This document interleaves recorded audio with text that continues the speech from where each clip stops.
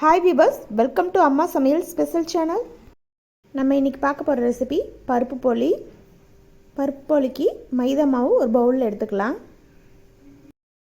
போலியில் கலருக்காக மஞ்சள் தூள் ஒரு பிஞ்ச் அளவுக்கு ஆட் பண்ணிக்கலாம்.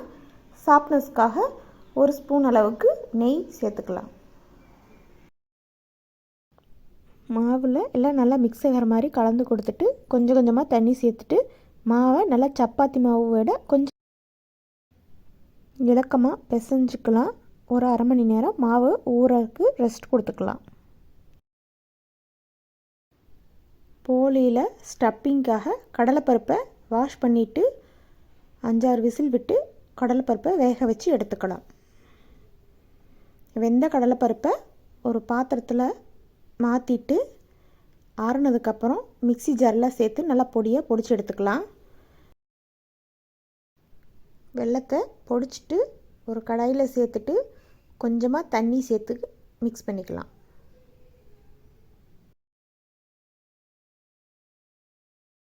நம்ம சேர்த்த வெல்லம் ஃபுல்லாக கரைஞ்சதுக்கப்புறம் வாசனைக்காக ஏலக்காய் தூள் சேர்த்துக்கலாம். சேர்த்துட்டு மிக்ஸ் பண்ணிவிட்டு பொடிச்சு வச்சுருக்கிற கடலைப்பருப்பை சேர்த்துடலாம்.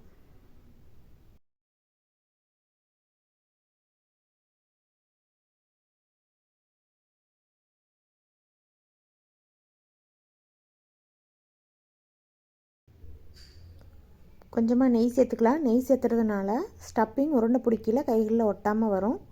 அதுக்காக நெய் சேர்த்துட்டு மிக்ஸ் பண்ணிக்கலாம்.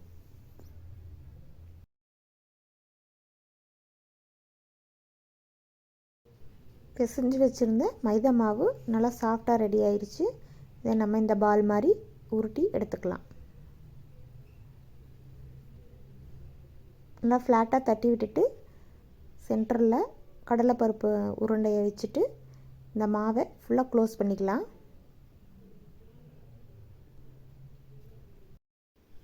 எல்லா உருண்டைகளையும் அதே மாதிரி க்ளோஸ் பண்ணி ரெடி பண்ணி எடுத்துக்கலாம்.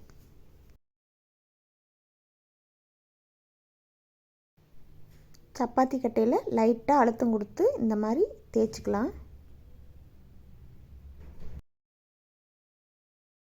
அப்படி இல்லைன்னா இந்த மாதிரி கைகள்லையே நல்லா ஸ்ப்ரெட் பண்ணி லேசாக ஸ்ப்ரெட் பண்ணி விட்டு கல்லில் சேர்த்துடலாம். தோசைக்கல்லை நல்லா சூடு பண்ணிவிட்டு ஸ்ப்ரெட் பண்ணி வச்சுருக்கிற போலியை கல்லில் சேர்த்துடலாம். போலிக்கு நெய் சேர்த்துட்டு போலியை செவக்க விட்டு திருப்பி வேக வச்சு எடுத்துக்கலாம்.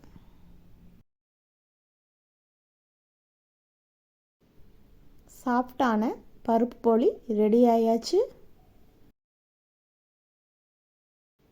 அம்மா சமையல் ஸ்பெஷல் சேனலை சப்ஸ்கிரைப் பண்ணுங்கள். வீடியோவை லைக் பண்ணுங்கள், ஷேர் பண்ணுங்கள், கமெண்ட் பண்ணுங்கள். தேங்க்யூ.